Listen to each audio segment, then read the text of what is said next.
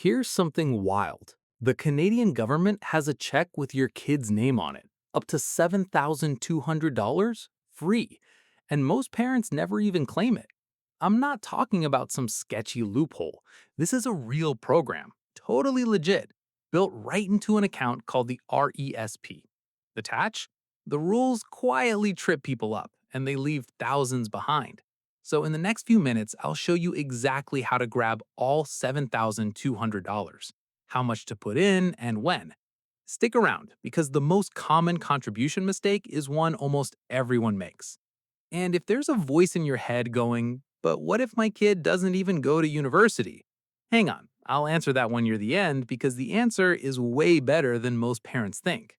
Look, I get it. Between groceries, the mortgage, and daycare that costs more than rent used to, saving for school feels impossible. This isn't about saving more, it's about not leaving free money behind. I'm Jay, and on this channel, we turn confusing Canadian money stuff into things that actually make sense. Quick thing first, this isn't financial advice, just solid information. Always do your own research. Cool? Cool. So let's start with the basics, what this account even is, because once it clicks, you'll wonder why nobody explained it to you like this before. RESP stands for Registered Education Savings Plan. But forget the boring name. Really, it's just a special account where you save for your kid's education after high school, and the government chips in to help. Here's what makes it different from a regular savings account at the bank. Two things happen inside an RESP that don't happen anywhere else. And honestly, the second one is the part that feels almost unfair. First, the money you put in grows without getting taxed every year. In a normal account, the taxman takes a cut of your interest and gains. Inside an RESP, that growth just keeps compounding untouched. Second, and this is the big one, the government literally adds money on top of yours. For every dollar you put in, they kick in 20 cents, up to a set limit each year. Free money just for saving. Think about that. You will not find a bank account, a stock, or a GIC that hands you an instant 20% the moment you deposit. That's what the grant does, and it's the whole reason this account exists. And it's not just for parents. Grandparents, aunts, uncles, even a family friend can open one for a kid. All you really need is the child's social insurance number and a few minutes to set it up. You can keep feeding that account for years, and the grant keeps stacking up to a lifetime maximum. So, how big can that free pile actually get? That's where the $7,200 comes in. Okay, the $7,200. That's the maximum the government will hand you per child through something called the Canada Education Savings Grant, or the CESG. Think of it as the headline grant, the big one. Here's how it works. The government matches 20% of what you contribute each year. But, and this matters, only on the first $2,500 you put in. 20% of that is $500 a year. So picture it. You put in $2,500, the government drops in $500 every single year. That's a guaranteed 20% return before your money has even been invested in anything. Do that year after year, and the grant adds up to the full $7,200. To get every dollar, you contribute about $36,000 of your own money, spread over roughly 15 years. Stop and let that sink in. $36,000 of your money turns into $43,200 instantly just from the grant. And that's before a single dollar of growth inside the account. But there's a clock on this. The grant only comes until the end of the year your child turns 17. Miss those early years and you can leave a big chunk of that 7,200 on the table. Now, you might be thinking, this sounds great, but where do I even get one of these accounts? And which kind? Because picking the wrong one can quietly cost you. Let's fix that next. Good news! Opening an RESP is genuinely easy. You can do it at your bank, a credit union, or an online brokerage like Wealthsimple or Questrade. Bring the child's social insurance number and you're basically done. There are two main flavors. An individual plan covers one child. A family plan covers several kids at once, as long as they're related to you, and it lets you share the grant between siblings. Perfect if you've got more than one. If you go with an online brokerage, you get to pick what the money's invested in, like low cost index funds, and you usually pay little to nothing in account fees. More of your money stays working for your kid. Now, here's where I need you to actually pay attention, because this next part is where a lot of well meaning parents get burned. There's one type of RESP I'd think very hard about before signing: group plans. Group plans, sometimes called scholarship plans, pool your money with a bunch of other families. Sounds fine, right? The problem is they often come with rigid contribution schedules and big upfront fees that eat into your savings early on. And it's not just me being cautious. Investigations here in Canada have documented hundreds of families who lost part of their savings for missing payments or breaking the plan's strict rules. That's the opposite of what you want. If you've already signed up for one, don't panic. You usually get a 60-day window to cancel and get most of your money back. And going forward, a simple self-directed plan at a brokerage or bank avoids the whole mess. Okay, account opened, the good kind.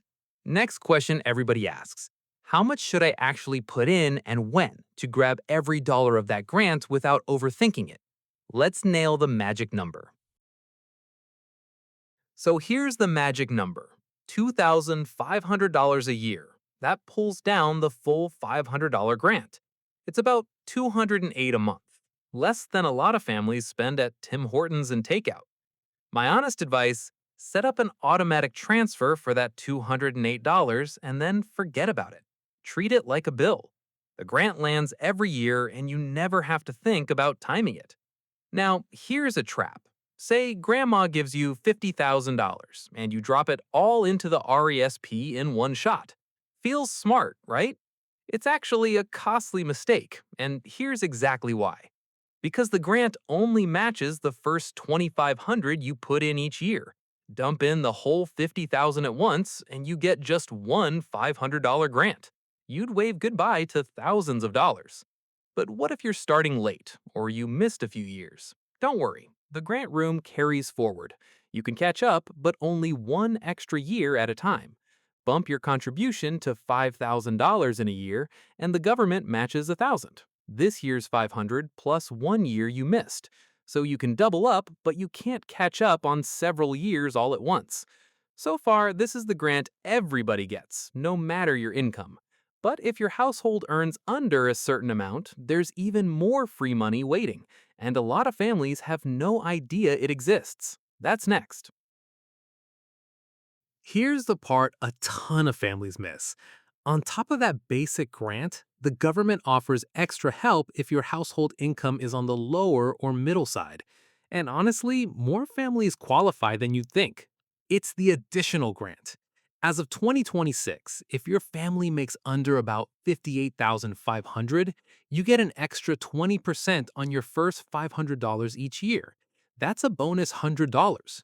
And if you're a bit above that, up to around 117,000, which in cities like Toronto or Vancouver isn't exactly living large these days, you still get a bonus, an extra 10% on that first 500. But here's the one that genuinely surprises people. It's called the Canada Learning Bond, and it's worth up to $2,000 per child. The wild part: you don't have to contribute a single dollar to get it. If your income is on the lower end, roughly under 57,000 for a smaller family, and higher with more kids, the government just deposits it for you. 500 to start, then 100 a year, up to 2,000. And get this, it's retroactive. If you qualified in past years but never claimed it, you can still go back and grab those payments, right up until your kid turns 18. That's potentially free money sitting there unclaimed. Then there are provincial bonuses. BC gives a one-time $1,200 if you apply between your child's 6th and 9th birthday. Quebec adds its own grant worth up to $3,600. Just know, not every provider handles the BC one. Because these income thresholds nudge up a little every year, do a quick search on canada.ca to see exactly what you qualify for. Now, let's talk about the 4 mistakes that quietly drain all this free money away. Okay, this is the part I promised at the start. 4 mistakes that quietly cost Canadian families thousands in free grant money. And someone watching right now is about to make number 3 without even knowing it. Mistake number 1, we touched on it, dumping a big lump sum in all at once. Remember, the grant only matches $2,500 a year. Spread your contributions out and you grab the full 500 every single year. Mistake number 2, ignoring your catch-up room.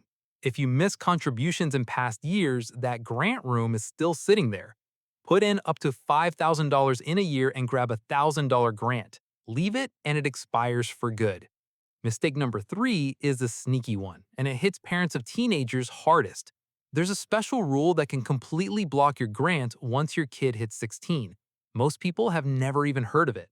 To get any grant at 16 or 17, you need either $2,000 in the account by the end of the year your kid turns 15, or $100 contributed in at least 4 earlier years. So if you've got a 13 or 14-year-old and no RESP yet, this is your sign. Open one and get that $2,000 in before the deadline, or you forfeit thousands in grant your teen could have had. Mistake number 4, blowing past the $50,000 lifetime limit. Easy to do when grandparents quietly open a second account for the same kid. Go over and the CRA dings you 1% a month on the excess until you pull it out. Dodge those 4 and you're ahead of most parents out there. But I still haven't answered the big one, the question that stops people from opening an RESP at all. What if your kid doesn't go to school? Let's settle it. This is the fear that keeps parents from ever starting, so let's kill it right now. If your kid doesn't go to college or university, your money is not gone, not even close. You've got options. First, every dollar you personally put in, that comes straight back to you, tax-free. It was your money, after tax, going in, so the government doesn't touch it on the way out. That part's simple. The government grants, the CESG and the rest, those do go back to Ottawa since they were only ever meant for school. Fair enough. You're not penalized for them, you just don't keep what wasn't really yours. Then there's the growth your money earned. Here's a smart move most parents don't know about. You can roll up to $50,000 of that growth straight into your own RRSP if you've got contribution room. No penalty. If you don't and you just cash the growth out, the CRA taxes it as income and adds a 20% penalty on top, a bit less if you're in Quebec. So that RRSP move can save you a serious chunk. And there's more flexibility. Got another kid? You can often just switch the RESP over to a sibling or leave it open. And RESP can stay alive for up to 35 years in case your kid changes their mind later. One more thing parents get wrong. School doesn't only mean a 4-year university. Trade schools, college programs, apprenticeships, even many part-time programs count. So the odds your kid uses it are higher than you think. So that worst case fear, handled. The far more likely case is your kid does go, and then you'll want to know how to pull the money out the smart way without handing extra to the taxman. Quick and important. Quick but important, because how you take the money out actually matters. When your kid's in school, withdrawals come in 2 buckets, and mixing them up the wrong way can hand the taxman more than you need to. The first bucket is the grants and growth, the free money plus everything it earned. When that comes out, it counts as the student's income, not yours. And here's why that's actually great news. Most students barely earn anything, so they pay little to no tax on it. Between a low income and the basic personal amount everyone gets, a big chunk of that money often comes out completely tax-free. The second bucket is your original contributions coming back. Since you already pay tax on that money before putting it in, it comes out totally tax-free, and it doesn't count as anyone's income. Clean. So the smart play, pull out the taxable grant and growth money first while your kid's a broke student living on craft dinner in a low tax bracket. Empty that bucket before they graduate so none of those grants get clawed back. One small heads up. In the first 13 weeks of school, there's a cap on how much grant and growth money you can pull, around $8,000. After that, you're free to take what you need. All right, let's bring it home. Okay, that was a lot. So let's boil it down to what actually matters. Three moves, and you've basically won the RESP game. Miss them, and you're leaving free money on the table. 1. Open the account early. The sooner you start, the more years of that $500 grant you collect, and the more time compounding adds to work its magic. Even a newborn can have one. 2. Automate $2,500 a year. That's about $208 a month. Set it and forget it, and you grab the full grant every single year without lifting a finger. 3. Claim every grant you qualify for: the basic grant, the extra income based one, the learning bond, your provincial bonus. Don't leave a single dollar of it sitting with the government. If this helped, hit subscribe. It genuinely helps the channel. And drop your province in the comments. I'll tell you what extra your province offers families. I read every single one. Look, that $7,200 is real and it's waiting for your kid. The hardest part is just starting.